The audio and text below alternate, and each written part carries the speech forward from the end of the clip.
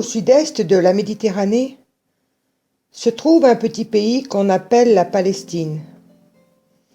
C'est un pays tout en longueur, où il fait souvent chaud. Un fleuve, le Jourdain, coule entre deux chaînes de montagnes. Dans la vallée, on peut voir de nombreuses cultures, des champs d'oliviers. Dans les montagnes, en revanche, c'est presque le désert. Le paysage est sec et rocailleux. Dans les villages, on a creusé des puits pour avoir de l'eau pour vivre et pour cultiver la terre. On trouve quelques belles villes comme Jérusalem, Capharnaüm, Nazareth, Cana. L'ensemble des maisons est en pierre.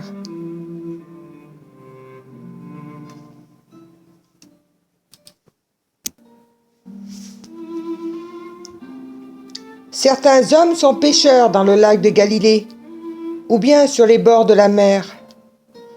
D'autres sont bergers et gardent les chèvres et les moutons. Certains font du commerce dans les ports du bord de mer. D'autres sont agriculteurs, menuisiers, potiers. Il y a beaucoup d'artisans. Ils travaillent la pierre, le cuir, le bois. Les femmes se réservent l'activité du tissage. Les produits fabriqués sont vendus sur les marchés ou dans les grandes villes pendant les périodes des fêtes. Pour transporter les marchandises ou se déplacer, les villageois se servent des ânes. Ils sont très nombreux dans le pays. Ils peuvent porter de lourdes charges. À cette époque, les Romains occupent le pays. Ces soldats travaillent au service de grands seigneurs. Ils circulent dans tout le pays. Ils veulent tout contrôler, tout dominer. Et les habitants se méfient d'eux. Les impôts ne cessent d'augmenter pour satisfaire les besoins des riches. Pour les habitants, la vie devient difficile. Des révoltes éclatent par-ci, par-là. Tous ceux qui se révoltent sont sévèrement punis. Cependant, ces hommes ont une espérance. Ils croient en un Dieu qui les guide et les protège dans leurs combats et leur vie de tous les jours. Ils se rassemblent dans les synagogues pour prier et écouter Dieu. Et dès leur plus jeune âge, les enfants apprennent à lire dans la Bible. Ces hommes attendent la venue d'un sauveur, celui qui leur apportera la paix.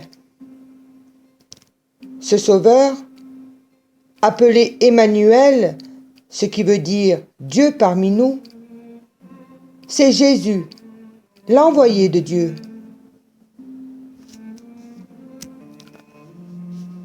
Ce prince de la paix, né de Marie, sera élevé par Joseph.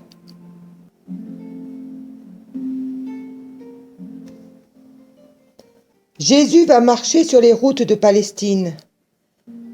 De village en village, il va parler aux hommes pour leur annoncer une chose inouïe. Écoutez, Dieu vous aime, petit et grand, timide et bavard, sage et terrible, malade et bien portant.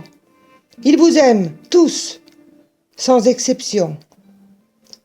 Jésus leur dit aussi, Dieu aime tellement les hommes qu'il m'a envoyé parmi vous pour vous guider et vous montrer comment vivre dans cet amour.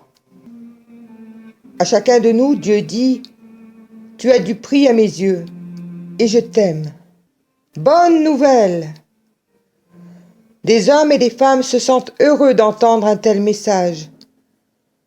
Peu à peu, le nombre de gens qui écoutent et suivent Jésus augmente. Certains sont devenus ses amis proches. On les appelle ses disciples.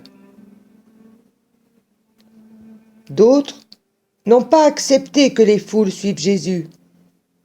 Ils sont même allés jusqu'à le faire mourir. Mais l'amour de Dieu est plus fort que la mort.